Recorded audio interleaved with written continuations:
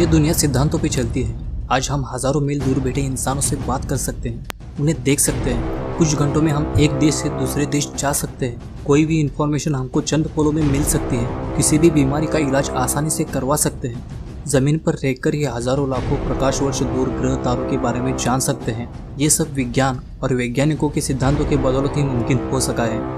कई वैज्ञानिकों ने कई ऐसे खोजें की जिससे पूरी दुनिया ही बदल गई। आज हम आइंस्टाइन इस वैज्ञानिक ने रखा हुआ इस दुनिया का आज तक का सबसे बड़ा सिद्धांत, जिसे थ्योरी ऑफ रिलेटिविटी कहते हैं, आपके सामने रखने जा रहे हैं। तो कहीं जाइएगा मत, क्योंकि मैं हूँ फैक्ट फिक्शन और आप देख रहे हैं द नॉलेज। आपको मेरे चैनल की लिंक डिस्क्रिप्शन में मिल जाएगी। तो चलिए शुरू करते हैं। थ्योरी ऑफ रिलेटिविटी, जिसे हिंदी में सापेक्षता सिद्धांत कहा जाता है, इसे दो हिस्सों में डिवाइड किया गया है। एक है स्पेशल थ्योरी ऑफ रिलेटिविटी और दूसरा है जनरल थ्योरी ऑफ रिलेटिविटी। पहले जानते हैं स्पेशल थ्योरी ऑफ रिलेटिविटी के बारे में। इस दुनिया में दो तरह के फ्रेम ऑफ रेफरेंसेस होते हैं। एक है इनर्शियल फ्रेम ऑफ रेफरेंस और दूसरा है non inertial frame of reference. Inertial frame of reference मतलब कोई भी ऑब्जेक्ट, वस्तु या बॉडी अगर एक ही निश्चित स्पीड से ट्रैवल कर रही है, किसी भी सिचुएशन में अगर ये गति कांस्टेंट है, तो ये इनर्शियल फ्रेम ऑफ रेफरेंस में समाविष्ट किया जाता है। Non inertial frame of reference वो होता है जिसमें स्पीड कांस्टेंट नहीं होती। जैसे कि रास्ते से जा रही कोई भी कार, जब कार के रास्ते में बाधाएं आ जाने के बाद उसकी स्पीड कम करनी पड़ती है, ऐसे ही समय के साथ जिस किसी भी बॉडी की स्पीड कम या ज़्यादा करनी पड़ती है, उसे non inertial frame of reference में समाविष्ट किया जाता है। Special theory of relativity inertial frame of reference के लिए वैलिड है। अब जानते हैं कि मोशन और टाइम ये दोनों एब्सोल्यूट नहीं है। ये रिलेटिव कैसे है उसके बारे में। मान लीजिए आप कार में बैठ के 60 किलोमीटर पर आवर की स्पीड से रास्ते से जा रहे हो। आपके साथ आपके बाकी दो दोस्त भी कार में बैठे हुए हैं। तो आप तीन लोगों के हिसाब से एक दूसरे के लिए आपकी गति 0 है। पर वही मान लीजिए कि रास्ते के साइड में एक लेडी खड़ी है, उसके हिसाब से आपकी गति 60 किलोमीटर पर आवर ही होगी। अब मान लीजिए कि आपके सामने से आपकी तरफ एक कार आ रही है और उसकी भी गति 60 किलोमीटर पर आवर ही है। पर चूंकि आपकी कार की गति भी 60 किलोमीटर पर आवर है, तो कार में बैठे आपको ऐसा लगता है कि वो कार आपकी तरफ 120 किलोमीटर पर आवर की गति से आगे बढ़ रही है। तो इससे ये बात पता चलती है कि मोशन यानी कि गति रिलेटिव होती है। किरदार बदलते ही मोशन में फर्क आ जाता है। अब जानते हैं समय कैसे रिलेटिव है उसके बारे में। 1800 शताब्दी के अंत तक माइकलसन मोरले एक्सपेरिमेंट ने यह साबित कर दिया था कि प्रकाश की गति तय है। ये किसी भी हालत में, किसी भी सूरत में कभी भी बदलती नहीं है। पर यह भी तय था कि इस ब्रह्मांड में प्रकाश ही सबसे तेज ट्रैवल करता है।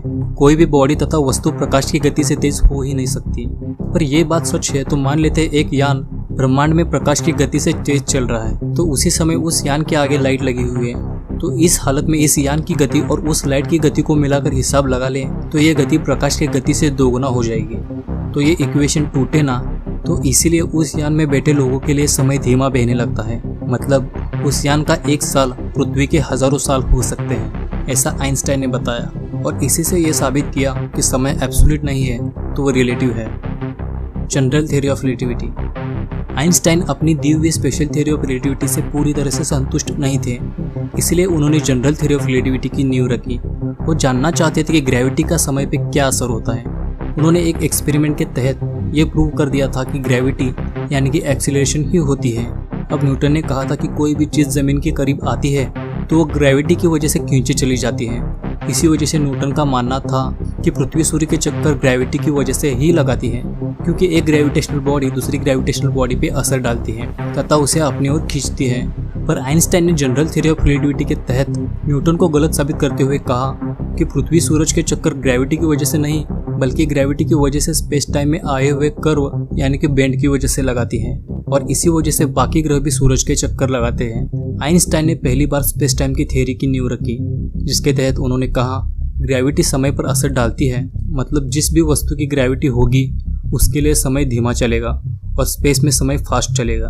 तो ग्रेविटी स्पेस में एक तरह का भार पैदा करती है और इसी वजह से वह ज़्यादा भार के किसी भी पिंड के इर्द गिर्द चक्कर लगाती है। आइंस्टाइन ने यह भी कहा कि ग्रेविटी प्रकाश पर असर डालती है, पर प्रकाश की गति पर नहीं। हर कोई यही समझता था कि प्रकाश सिर्फ सीधी रेखा में ट्रैवल करता है, पर आइंस्टाइन ने तारों की रियल पोजीशन जो कि पहले से अलग थी वो बताकर और एक एक्सपेरिमेंट के तहत साबित करके ये दिखा दिया कि प्रकाश ग्रेविटी की वजह से स्पेस टाइम में आए हुए कर्व की वजह से मुड़ जाता है और हमें तारे उनकी रियल पोजीशन से अलग पोजीशन में नजर आने लगते हैं। और इसी थ्योरी ऑफ रिलेटिविटी के तहत आइंस्टाइन ने E = mc² यह पावरफुल इक्वेशन दिया, जिसमें E यानी कि एनर्जी, M यानी कि मास और C यानी कि वेलोसिटी दर्शाती है। तो ये थे थ्योरी ऑफ रिलेटिविटी। आशा है आप इसके बारे में समझ चुके होंगे। और अगर ये वीडियो आपको पसंद आया और ऐसे ही वीडियोस आपको आगे भी देखनी है तो दो नॉलेज के साथ साथ मेरे फैक्ट फिक्शन इस चैनल को भी आप सब्सक्राइब कर सकते हो, जिसकी लिंक आपको डिस्क्रिप्शन में मिल जाएगी।